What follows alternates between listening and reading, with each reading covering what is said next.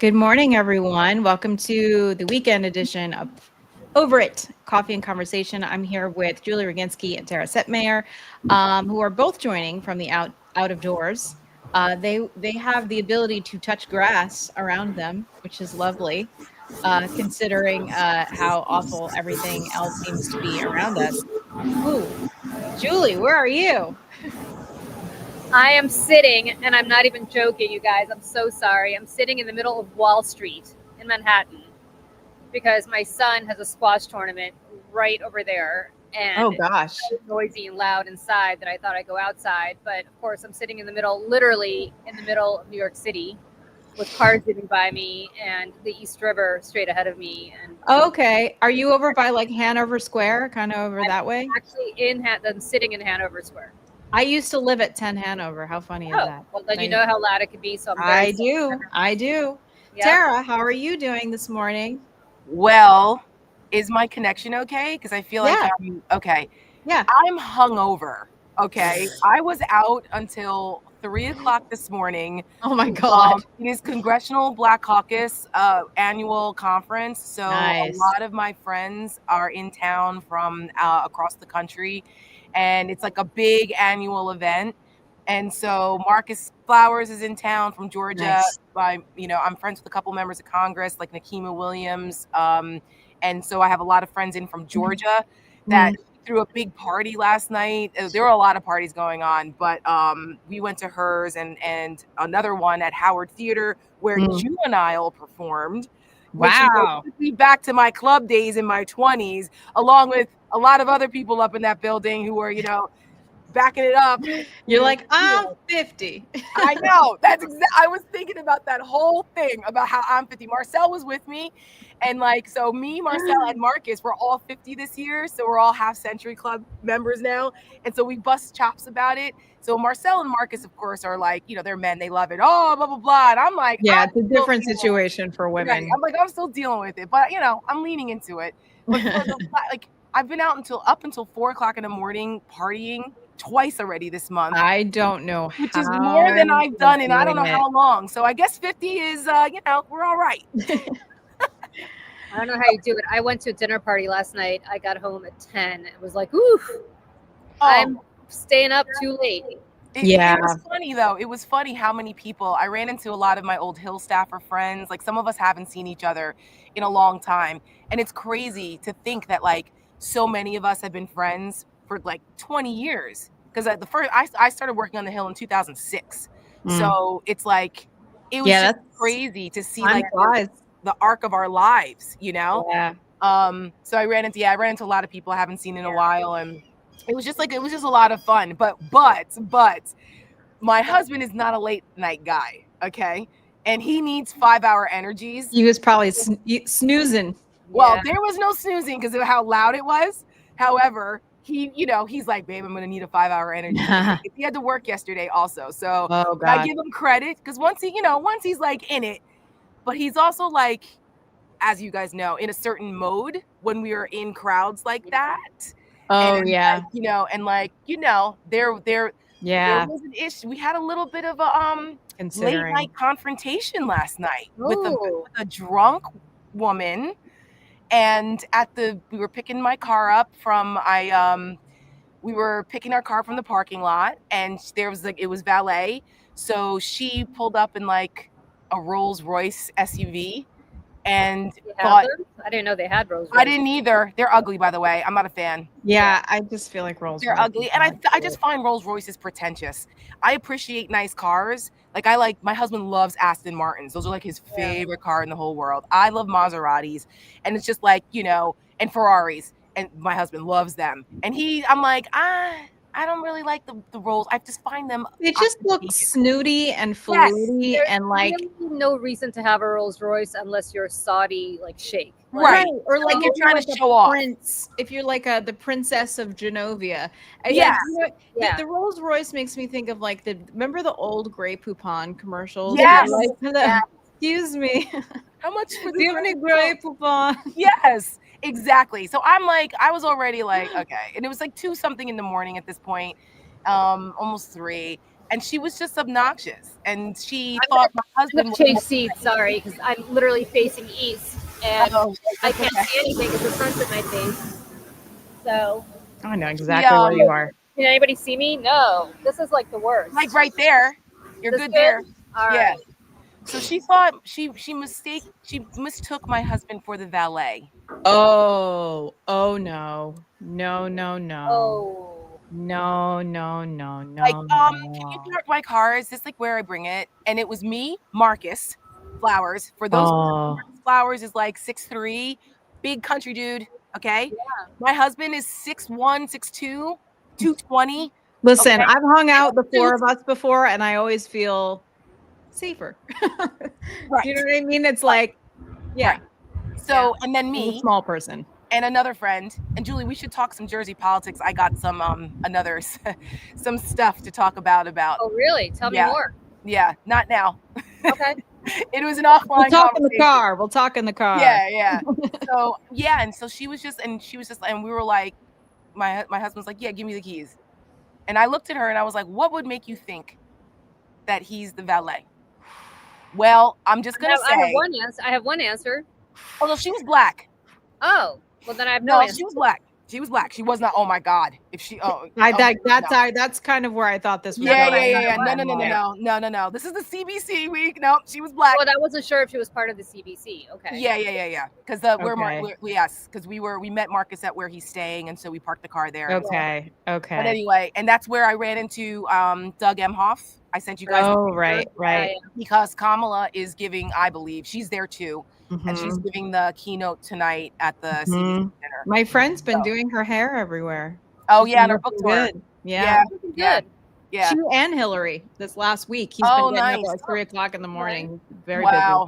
Wow. Mm-hmm. Well, that's historic right there. Yeah. He did my hair for the Webbies. He's like, yes. He did a good job. Yes. She's great. He's lovely. Anyway, it escalated. I'll just say that. It escalated. It escalated. And it was like the first time in a long time, like, little Jersey came out of me last night. And I was sober. Like, I wasn't even, it wasn't like it was like liquid courage. Like, it was just a disrespectful person. And I didn't appreciate that. And of course, I'm not going to let her get away with saying crazy things. That's not going to happen. Wait, she was saying crazy things after she figured out that he wasn't the valet? Yes. What? Yes. Like, yes. Very, because I asked her. So I'm not going to repeat the things that she was saying and what was happening and what I had to say. All I'm going to say that Jersey girls never back down. Yeah, and not that there's any. First of all, there's no excuse to say inappropriate things, even if you were the valet. But I don't understand. Like I'm just gonna say that I might be 50, but please don't come for me. Yeah, husband. I'm 50, but I still like to kick. I mean, it was like, and my husband, of course, Sarah's doing the whole stretch. Right. Like, oh my God. Yeah, it was pretty. It was kind of funny in a way, but like also, thank God. I mean, again, my husband he is calm, cool, and collected, as is Marcus. So Marcus is like, no way that situation was gonna go get physical. Yeah. I mean, she would have been insane. But she did get out of the truck eventually, and because when the valet finally did come, like she was like, "Oh, I'm not getting out of the truck." Because Marcel was like, "If you cross this threshold, you do understand that changes the dynamic here." Like he was like super. It was like kicked into a certain mode, a protector mode, I will just say. And I, and it was kind of funny. We were laughing about it after, like Marcus and I, and Marcus was like, she didn't know what she didn't know. You know what? I was at a wedding many years ago with my friend Fernando, who's Colombian. And we were at this wedding in a very snooty Westchester country club. And we were waiting in line, and he's Latino. And literally, some old white guy from the wedding, because everybody's wearing tuxes, so I guess everybody looked like a valet. Went up to nobody else but to Fernando, because he was the only person there who was not white, and said, "Hey, can you get my car?" Fernando goes, "What makes you think that I'm the valet?" Like, Exactly. we're all dressed exactly the same way. Yep. So So- yeah, it could have, like I just saw someone in the comments say the natural response would have been, "I'm so sorry," because it's, first of all, she clearly had some more drinks than I did. Yeah. Right. Like we weren't dealing with a rational person, and it's like almost 3:00 in the morning. I get it, right? We were the only ones outside. I mean, it's still a little obnoxious, but you just go like, "Oh my God, I'm so sorry." I mean, but she didn't. And that's, Right. there was a certain mentality here that was not on the same level, but also Right. came out of her mouth very disrespectfully. And, ain't nobody going to talk about Miss Jenkins. That's my Right. husband and my mom. Like, there's only a couple things that make me go like, okay, like this, we're not doing this today. Not today, sweetheart. I don't know who you're talking to, but you're not talking to me or us. Julie, I was just thinking, everybody looks like a valet or whomever when you're at weddings or functions and things, like everyone's in a tux. I don't mean, this does not sound as pretentious as what I was at the Tony Awards. This was in 2006. It was so long ago that I was living at that apartment that you're sitting next to, Julie, at the time. And we were all sitting there watching the broadcast at the after party. And like the person I was sitting with asked this guy walking by, he's like, "Oh, could you get me a fork?" And the guy looked at him and was like, "I'm sorry?" And he's like, "I don't work here. I'm a guest." Do you know how many times that's happened to me? Do you know how many times that's happened to me in like retail stores? There was a time I was in Macy's, maybe, I think. Where was I? So it was a store like that. I was in work clothes, like when I worked on Capitol Hill. So I was dressed to the nines. I was in a suit. I was in heels, like, and I forgot why I was in the store buying something. I don't know. I might have had an event or something to go to later and I needed something anyway. And, this woman comes up to me and like asks me, like, "Do you know where I can get this size? Like, can you help me find this, size, whatever it was?" And I looked at her and said exactly that. "I'm sorry. What makes you think I work here?" Now, there's nothing wrong with working there, but what makes you think of like people that are in here that I'm the one who I'm like, what makes you think I work here? I was so, oh my God. But it happens all the time. Yeah. Unfortunately. Luckily the person that the fork person was like immediately mortified that I was sitting with, and the person who was initially offended ended up going and getting the guy a fork and brought it back. Was that guy a white guy or no? Everybody was white in this Everybody scenario. was white in the scenario. Yeah. But he came and brought a fork back to him, and he was like, "Here's your fork," and everyone kind of like laughed about it, and then he like kind of side-eyed him on the way, like, like, don't, to your point, Tara, like, don't ever assume anything, no matter what anybody looks like, no matter what, unless they got a name tag that's like, "Hello, my name is Wanda and I work at this store." You know what I mean? Like, yes, I just don't, I'll never, I mean, yeah. And like, last night was a rare occurrence, obviously. Yeah. But it was, got the juices flowing a little bit. I know. But we, again, it's just, there's ignorance everywhere. And it was just like, please don't start none. There won't be none tonight. I'm like, I'm 50. I don't have time for this. I didn't stretch beforehand. Yeah, no, it stayed verbal. It stayed verbal, but it was all good. But other than that, it was an absolutely fun night. And we ran into Jasmine Crockett, our favorite congresswoman. She had a party last night too, but it was at the same time as my friend Nakima. So the kind of all my Georgia friends who are in town, we all went to Nakima Williams' party. Congresswoman Williams and I are very good friends. We went on a international trip together to Israel, and we're part of a very close, tight-knit group that had that experience before she was a congresswoman. So it's very cool, like our group that got to go. And so a bunch of them are in town now. And so George, and funny, Marcus went to high school with her. It's such a small, yeah. So he's known Nakima way longer than I have. And but so he was like, "Wait, Nakima?" He's like, I'm like, "That's my girl." He's like, "I've known her since high school." It's like, "Get out of here." Wow. So Jasmine came out after her party was over to Nakima. So everybody was all there at one time. And but I got to tell you, Jasmine had security with her. Even at an event like this where I it's believe like, it. Friendlies. Oh, I And believe she it. said to me, I was like, I thought you weren't going to come out. She was like, well, she's like, I wanted to come out and support Nikema. She's like, but it's crazy in these streets. And I was like, that's the first time I've seen her. I see her pretty Remember often. at the Webbies, when we saw her at the Webbies, she came down and sat with us for like 2 seconds and then went on stage and then had to go because there were so many threats against her at the time. She had to stay in like she was in a different area of the Webbies. She couldn't sit at her table. That was the day that she did, it was Colbert, I believe. She was on Colbert first. She taped Colbert, taped straight over to the Webbies, and she could not sit. The threats were so high that they told her it's not a good idea to sit in the crowd with everyone else, sit in an ante room. And I went up to see her, and she was there pretty much by herself. It was her and a staffer.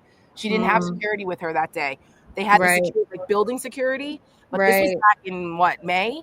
It's gotten way worse. And then Trump insulted her again the other day. That's what I was going to ask. So the threat matrix goes through the roof. That's what I was going to ask because I know, they don't get details. They don't have security paid for. It's out of her pocket. It's out of her congressional account, I'm sure. And it's ridiculous. Yep. And you think about what you're raising money. Sorry, there's helicopters flying. You guys, for anybody who joined late, I'm at a squash tournament for my son, and it's a madhouse inside the facility. So I went outside. And I'm literally sitting in Hanover Square, which is right off of Wall Street, downtown Manhattan. There are tour groups coming through. There are cars and cabs and workmen working. So that's not so bad, actually. It's louder here in my stupid flight pattern to Dulles.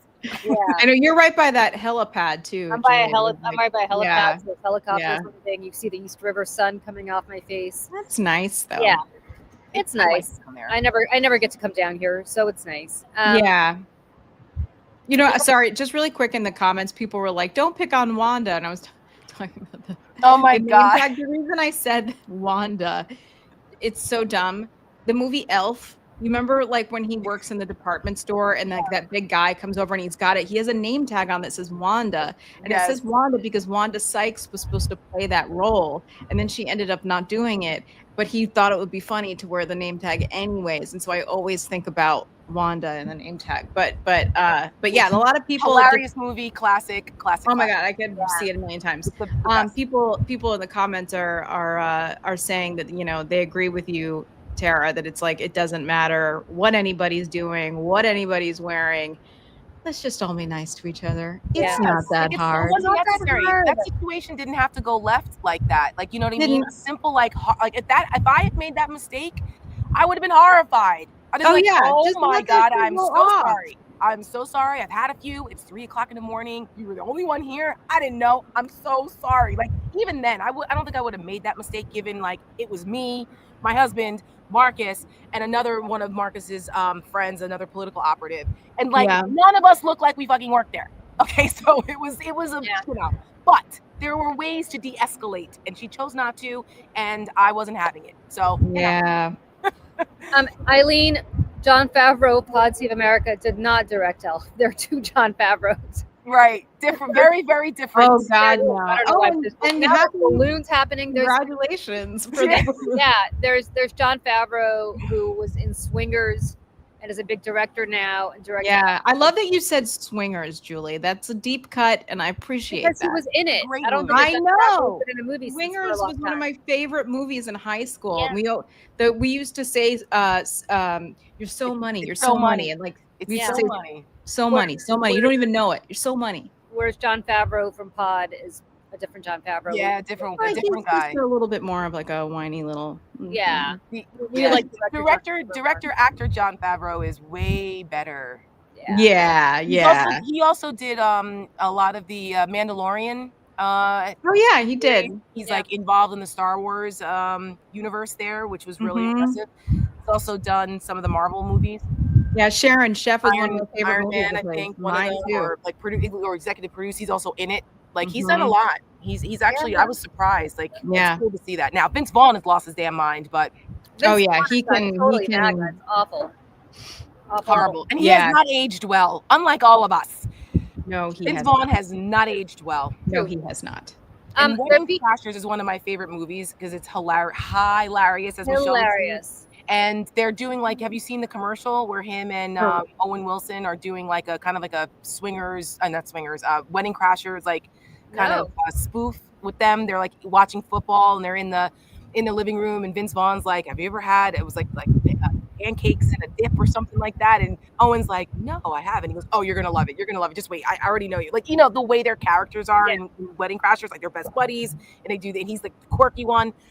It's like that. It's a play off of that, because I think it's like the 20-year anniversary of Wedding Crashers. Has it really been 20 years? I think so. It was like 2005, 2004. God. 20 years? Yeah, I know. Good I know. God. I remember going to see that in the movie theater, and it came out around the same time as 40-Year-Old Virgin. Another, because I remember there was a lot of like conversation about which was better and like which has like had longer Wedding lasting. Crashers by far. See, I think 40-Year-Old Virgin has like a long, like as a better heart. Like, it's tough. They're very different movies. They are very, very different. They're very different movies. There's so many quotable things from 40-Year-Old Virgin, and like just even with Seth Rogen and all those guys that are in it, that like, and Steve Carell is like, it's before it's the. So good. Kelly Clarkson. Oh my God. I think.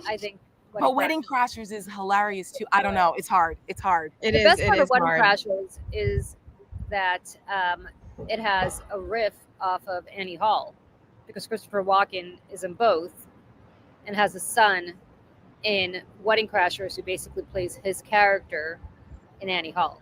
Christopher Walken was the brother of Annie Hall. Yeah. I've never actually seen Annie Hall. Ooh, I have to say. Listen, Woody Allen is very problematic, but it's such a good movie. Yeah, that's what I hear. I'm not a huge fan of Annie Hall, even before Woody Allen became problematic. It's just not my cup of tea, but there is a correlation, which is pretty funny. I see people in chat are asking about New Jersey, what's going on with I was gonna see if we could talk about that. Yeah, I know we can talk about that. Don't have a I ton can of talk about the conversation I had at dinner last night, but I can talk about some things, and I know you've learned a couple things this week, Julie, and a couple things that we let's just say they align with what's going on in New Jersey. Okay, well, Mikey Sherrill is running for governor of New Jersey. She's running against Jack Ciattarelli, a Republican, and Mikey Sherrill has made the fact that she was a naval pilot a big part of her campaign and a big part of her biography. And literally, if you know anything about Mikey Sherrill, if you watch, should be. Yeah, it's a huge accomplishment. It's not easy. That she went to Annapolis and she was a naval pilot.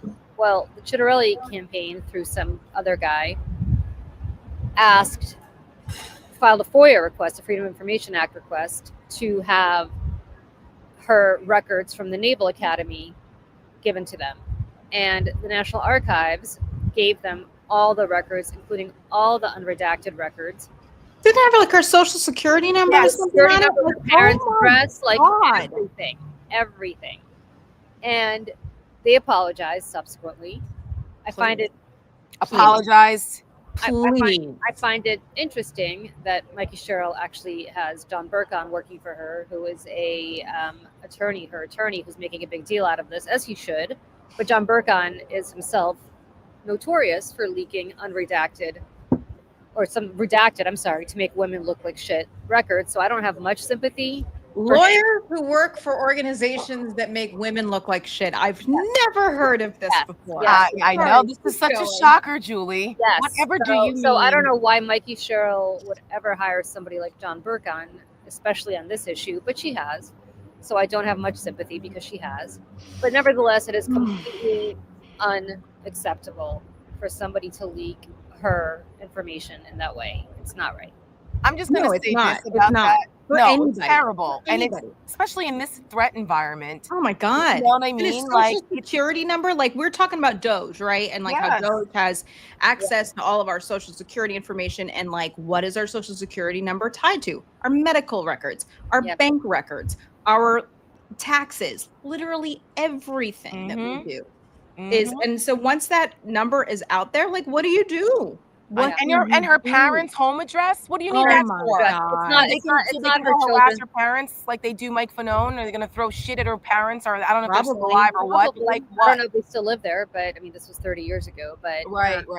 That's true. But it could. They could potentially. I don't know the answer to that. It's unacceptable. It's just inexcusable.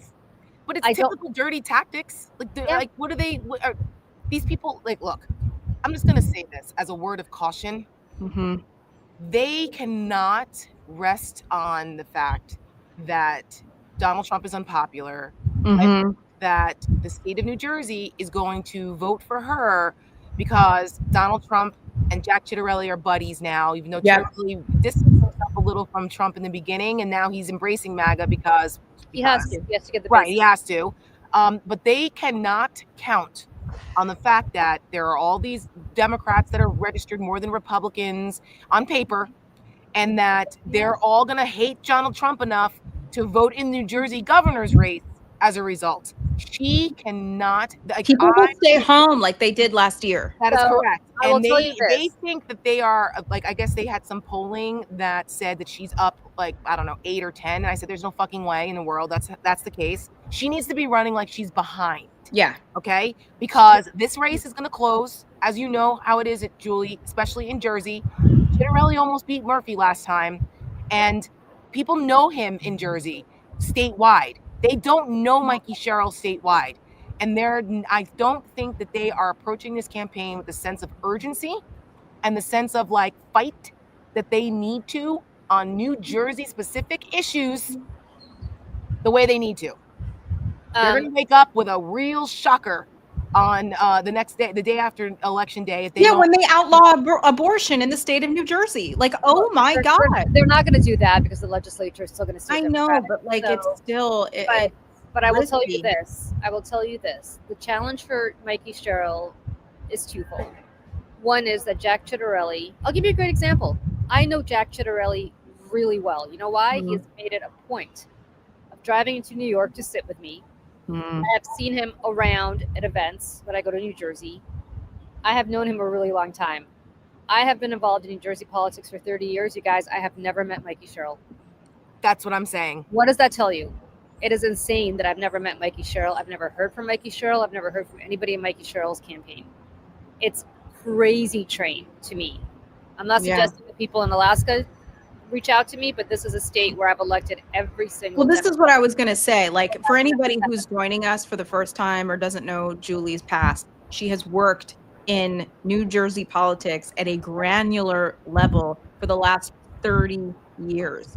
She knows everybody. Everybody knows her. Except for Mikey Sherrill. I've never met For Mikey Like- Sherrill. except for Mikey Sherrill, which is crazy to me. So, okay. I mean, look, just so that we're like, everyone who lives in New Jersey that's watching this right now, please vote for her. I mean, Yeah. she'll Yes, be fine yes, as governor. Like, yes. she's like, Yes. you know, there is not, like, voting for Jack Ciattarelli is not an option here. You're going to have a MAGA guy that's going to sell New Jersey out to Trump's crazy shit. So, like, don't do that. However, we really want to inject a sense of urgency and a sense of more like, you guys cannot take this for granted. Please, you will end up losing. Like, there's some things that they need to, some outreach they need to be doing in certain communities, as Julie has mentioned, like in Essex County and Camden County. And, Mhm. you know, they can't rely on mail-in votes coming from Passaic County at the end to help them win. That is a quote, Julie. So I will tell you this, a couple of things. One is she cannot win if she doesn't turn out the black and brown vote in New Jersey. I am deeply, deeply, deeply worried. That she is going to not be able to do that. The black and brown voters will stay home. Second, she had a very contentious it wasn't contentious, but she had a primary with Roz Baraka, the mayor of Newark, who, what I'm very worried about is that she, I'm very worried, very, very, very worried that she is not going to get that segment of the community. That's one. Two, I don't know who's running her race, but she is that Which person. says something also. Yeah, I actually don't know who's running her race. But she's just, they're not, I don't know. I have a column in the Star Ledger, which is the state's largest newspaper. I've had it for 8 years or 9 years. It's like the Washington Post of New Jersey for people. I have asked them. I've reached out to people I know who work in the Sherrill campaign to say, hey, if there's anything in this column that you want me to lift up, any issues that you guys want raised, let me know. Free publicity, nothing, zero. Listen, at dinner yesterday we were talking about this, and I actually went and watched on YouTube the New Jersey gubernatorial debate. Yeah. It was on Sunday night at the same time as the Giants game, so I was not watching it live on Sunday night. I watched it the next morning, and I've got to tell you, I was like, Chitterelli did way better. He's very good. And his ads are way better. And he talks like a normal person. Yes. And you know what he did? Even though he's not. He had message discipline, where he kept going after her for being too canned, too platitude-y, and that she doesn't have specifics. And so every single time she was asked a question, like she had a couple things, like she landed one or two punches on him about property taxes, because he did vote for a bill apparently that raised property taxes in New Jersey. So that was like a good oppo on him. But that's about where it ended. That and his ties to MAGA. That's about where it ended. He had very specific policies for people in New Jersey, for the affordability problem, which there's a huge one with taxes and utility bills, and New Jersey's a very expensive state. So she didn't really have that same level of detail. And you don't have to get into like points and picas and all of that, like that kind of detail, just like a basic policy outline, which he had. It doesn't matter whether it's feasible or not. People don't care, but they hear that I want to freeze property taxes for senior citizens. You shouldn't have to struggle to pay your prescription drugs and your property taxes. We can do that here in New Jersey. Like, it doesn't matter whether that's feasible or not, but people remember that. Oh, he's the guy that wants to. Well, listen, it's like in New York City with Mom Donnie telling everyone he's going to freeze the rent. Now, could he? Possibly. But most people don't understand that freezing the rent doesn't mean everybody. Right. It only means, subsidized or not, like rent controlled apartments. That's all that is. It's not the rest of us in the fair market. So, but again, that gets everybody's attention, because they're like, my rent's insane, which it is. But like whether it happens or not doesn't matter. It's the intent. Yeah, it was tough to watch. I think the problem is that if I were structuring the perfect candidate, I think people thought she was the perfect candidate because she has this great bio, fighter pilot, naval. I know, but it doesn't translate. Yeah. But hold on, I'm just telling my son where I am. But she's, I think it's what they thought, right? I think the perfect candidate is somebody who is authentic and pissed off. Yep. And she's not pissed off. Like the guy who's running against Susan Collins and yes, yeah, that farmer guy. Like the whole fisherman. The whole point is what she should do, because Phil Murphy, the incumbent governor, is a Democrat, is equally as unpopular as Trump, so they kind of cancel each other out, which is why Chitterelli's been painting her as a Murphy Democrat, and she's been painting him as a Trump Republican, and it'll wash each other out. Mm-hmm.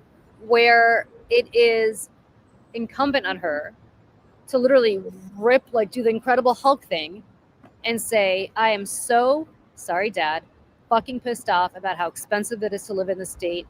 I can't take it anymore. You shouldn't have to take it anymore either. And God damn it, I'm going to make sure that I fix it. That's and right. Genuinely mean it. And that's kind of the way Chitterelli is approaching his campaign. Yeah. Very like, I'm fighting for you. The Democrats have been in charge for the last however long, which is not a good look, right? How many, what? It's, I don't think, how long has it been, Julie? You might know. The Democrats have been in charge? 8 years. Right. So when's the last time that there were 3 Democrats in a row voted into the governor's office in New Jersey? Never. Right. Not in a lifetime. So that's bucking that trend. That would be a historic feat for her if she pulls this off. So like, again, that's another reason for them. People get tired of it. They can just blame who's in charge for why everything's so expensive, whether it's their fault or not. Right. And the raising costs of living is nationwide, but especially if you live in places like New Jersey, New York, Connecticut, right? But more importantly, the Republicans in Congress are about to shut down the government. They took 6 weeks off. They left early. If everybody remembers, they left early and took 6 weeks off. No, they didn't, Michelle. You're a liar. They didn't leave early. Right. inside joke. Scott Jennings accused Right. Julie of being a Yeah, liar when I'm she a pointed liar. out that they left for early in July Wait a second. for August recess. Whoa. Scott Jennings called who a liar? You. Oh, back then. Yes. Oh, Yeah. Yeah. Not me. I don't know him. Not Michelle. I'm saying. I Sorry, know I thought all of a yeah. sudden Michelle tweeted something out, and Scott Jennings came at her, and I was about to start No. I'm saying when he called you a liar. But yes, I ran into him at West Side Market. No, just kidding. But you know what, Michelle? I wouldn't be surprised. Truly. I mean, listen, if I did see him at West Side Market, I would have words. I am like that kind of New He Yorker wouldn't that be I will on yell at you Market. at Zabar's. If you are my representative and you're not doing anything, I will yell at you in the line at Zabar's. But so they went away for 6 weeks. They came back and worked for what? 2 weeks. And now they're going away again for now several weeks. Yeah. And while they're doing that, Pete Hegseth is recalling hundreds, right? A couple hundred high-ranking. Probably over 1,000, according to. Oh, it's 1,000. Jesus. Yes. High-ranking military officers around the world recalling to them to Quantico. Why? We don't really know. There's speculation, and there have been reports that this is going to be a PR stunt, that it's going to be a 30-minute meeting with the Pentagon public relations team and some cameras. But somebody, I forget who, had tweeted to push something. The warrior ethos, right? Wasn't that the story in CNN? You guys, something we're gonna be so fucked. Sorry, Dad.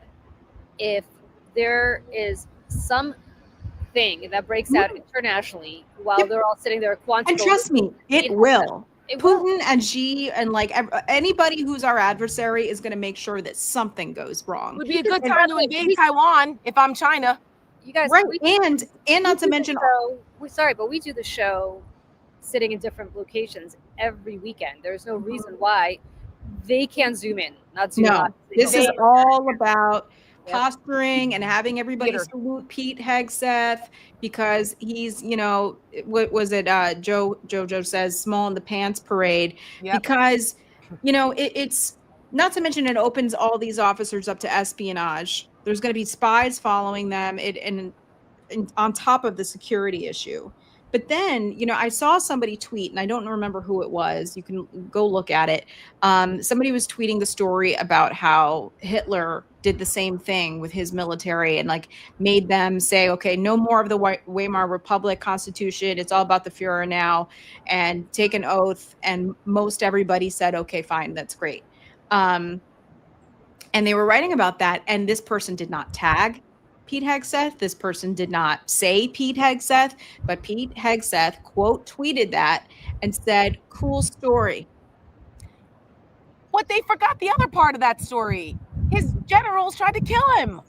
Some, right. That's what I'm saying. Yeah. But like, it's like, you forgot that part. It's not like, you know what I mean? Yeah. The other thing too about this is, my friends in the military, we all have friends that are like in different, either active duty or contractors. Retired, yeah. And the consensus is that Pete Hegseth is reviled, that these generals and these like flag officers, they are like, Jesus, what are we doing here? Of course, there's always going to be some that are aligned, they're going to be there. But overall, no. I would not be surprised after you see this that you start to see mass retirements. Oh, right. Remember we had a conversation in one of our chats. Yes. I don't want to out the person who said this, but that their spouse in the military who graduated from a military academy, however many years ago, 15, 20 years ago, probably, or more. And most everybody in that person's graduating class is retiring in the next year. I think they said that there's only one person returning to the military next year. And they're all officers. Right. And my sister-in-law, who's retired lieutenant colonel, judge advocate in the Marine Corps, I've been texting with her a lot. And she's like, listen, I'm not going to speculate, but I'm having a lot of conversations with people who are who can't say anything, people who have recently retired. And everybody is like, holy shit. Yeah. And the other thing too about this, it's just added to the brain drain and the institutional knowledge that we're losing across the government, from CDC to the Department of Justice to the FBI to the intelligence community to now the military. Like, this is just really not great. And it's like, what do you do if you're in that position? Because it's like, you don't want to, you've served your country, you don't want to serve under this, and you don't want to pledge a loyalty oath to this, bullshit regime. But then you're like, who replaces me? Well, That's right. what keeps some of these good people in these positions anyway. Like, I don't judge people who decide to stay in, or like decide who are career people that still serve. That's like what happened with the Eastern District of Virginia U.S. Attorney. Republican, like a normal Republican, even had the backing of both Democratic senators here in Virginia. And he said, I'm not going to indict James Comey. No. And Donald Trump fired him. Or he claims. Actually, the guy resigned. Okay. Because he said, I'm not going to do it. He took a stand and he said, I'm out. He tried to work within the system to keep the stuff on the tracks, but it became too much. So he resigned. Donald Trump claimed he fired him. No, he didn't. The guy resigned in protest. And then he installs this Alina Habba blonde version 2.0. Who Hannigan, whatever her name is, some Miss beauty Hannigan. chick that's never been in a courtroom, okay, some real estate attorney, whatever, who, by the way, hundreds of line attorneys in the Eastern District of Virginia, nobody went to court with her, nobody supported her. She went by herself because they in protest, they were like, career people, we're not going to do this, we're not going to stand with this. So there's good news in that there are people who are willing to take a stand. How many of those people in the military are going to do that? How many of those generals and flag officers? Because no, I'm not going to do this. Like, that would be pretty remarkable. But I'm not. It would be, but they're jeopardizing now. This would be a personal sacrifice for all of them. They're jeopardizing their right back, it's drizzling. Their retirement, their pension, all of their benefits. I mean, who's to say? I mean, there's I don't know exactly what the end goal here is with the veterans disability benefits, but I think that like all of that's going to go away. And it's all very, very, very scary. All of this, listen, I woke up this morning and I was reading through the news, just like between that and Stephen Miller, cosplaying as Goebbels at the memorial last weekend and everything else. And it seems to be a never ending waterfall of shit sandwich. And, I was watching The Bulwark last night. I was watching Tim Miller talk to Adam Kinzinger. And at the beginning of the show, he was like, I've been reading the comments. And he's like, Tim's been giving a little bit too much spinach to our audience. And he's like, I've been too real. I'm giving all the bad news. I'm giving all of it. And he's like, and he's like, so in the comments, he said that he'd been getting a lot of feedback that like, oh my God, this is so depressing. I have no hope left. And Adam Kinzinger actually was like, listen, none of this shit scares me. And it shouldn't scare you either. And goes, scared, like, yes, but not like fearful. I'm not fearful. He's like, because at the end of the day, these people are losers. They're not terribly, smart. You look at somebody like Pete Hegseth. And he says, and they're so small and they're so fragile that like when you make fun of them and you minimize them, that's what gets them. And he actually brought up the smell thing again. He was like, the fact that Donald Trump is a smelly person and people talk about it like really, really bothers him. And so like you have to keep saying these things. So I was reminded last night, and I know we all have to go because we have things to do and people to see. I was reminded last night of the scene from Casablanca. And best scene in the world, the Marseillaise scene. Yes. Oh my God, it brought me to tears. Best scene in all of movie history. Yes. And, if you're somebody who hasn't seen Casablanca, it's obviously was a bit of a propaganda movie in the early 40s that was anti-isolationist. And it's like really a turning point in the story of the isolationist character who doesn't stick his neck out for nobody. And, you reminded me, Julie, I think we talked about this last week, that in the scene, director Michael Curtiz filled the scene with actual refugees who had genuinely fled the Nazi war machine and were now singing their anthem, the French national anthem, with all the pride, defiance, and bravery within them. Among them, most visible actors is teary-eyed Madeleine LeBeau, portraying the role of Yvonne, who ends the song with a fierce "Vive la France," herself a refugee who had fled across the Atlantic via Lisbon and was later called the face of the French resistance by the then French culture minister. And I screen recorded the scene, and I think that like we all could use a pick-me-up. And I would love to just watch this because it reminds me that there are so many of us that are fighting back against this, and we are all so depressed.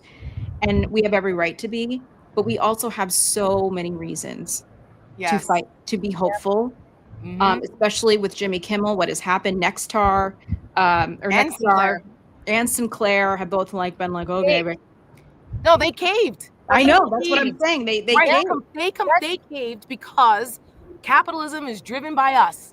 And the advertisers were like, yeah, we're not going to advertise on your channels if you're going to keep running Celebrity Family Feud. And all of the, you know what I mean? Like, it came down to that, where the collective anger, the American people standing up, doing the right thing at a time where they said not no, but hell no. And you had a lot of Republicans that were also critical. When you've got when we're on the same side as fucking Ted Cruz and Tucker Carlson, I mean, this took it too far with the free speech thing. Yes, stood up and we want capitalism will save us. I just want people to know it will. It will, and that's why this holiday season, I also, not to go on a tangent here, but I hope that people shop small, shop local, don't go crazy. We all need to close our wallets and put money where our values are and where our spine is, and don't give it to people who are taking our freedoms away every single day. And I just think that's really important, and I plan on doing that myself. But I'm going to play that scene right now because I just think it's so amazing, and I watched it this morning and cried my eyes out. Okay. Oops.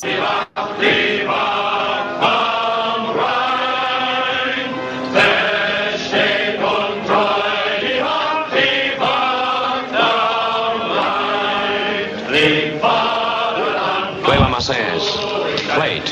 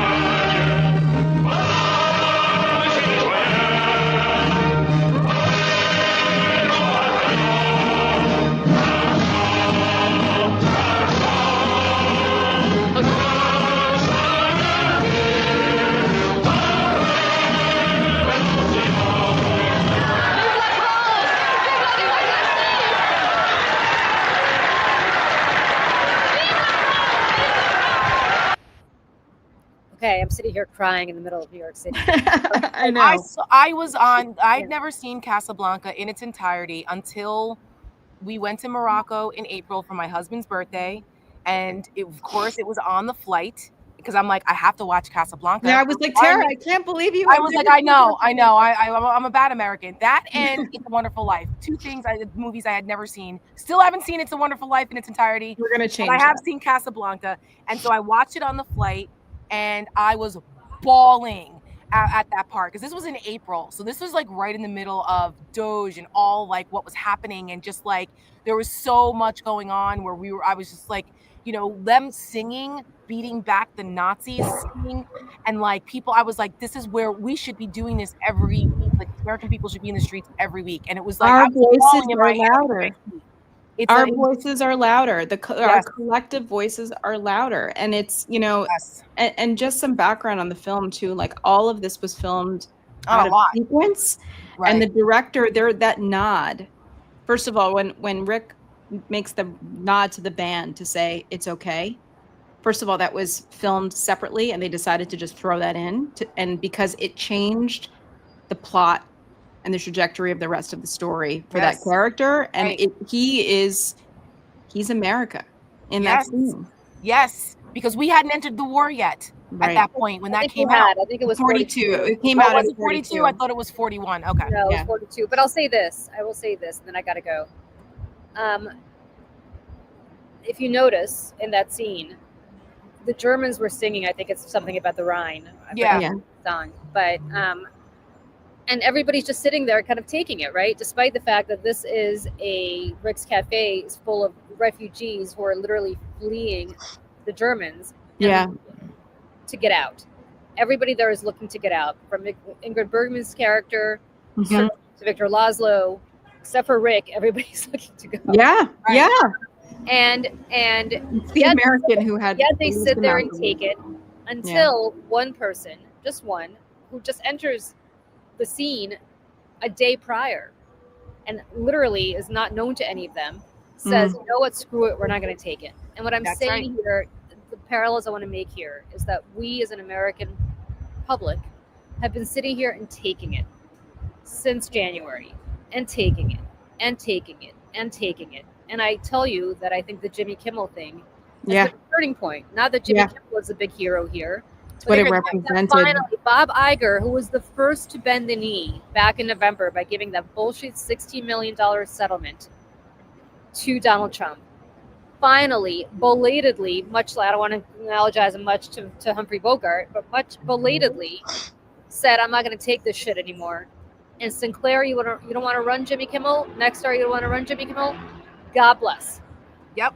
And then they caved, much like the Germans there caved. And by the way, Conrad Voigt, who was the actor who played the main Nazi there, the main German, Mhm. Yeah. was himself a German refugee against Nazism and was in London helping with whatever German resistance there was in London. So Listen, this is that scene, and that scene was an inspiration point for my TED Talk, which is out right now. It's live on the TEDx site.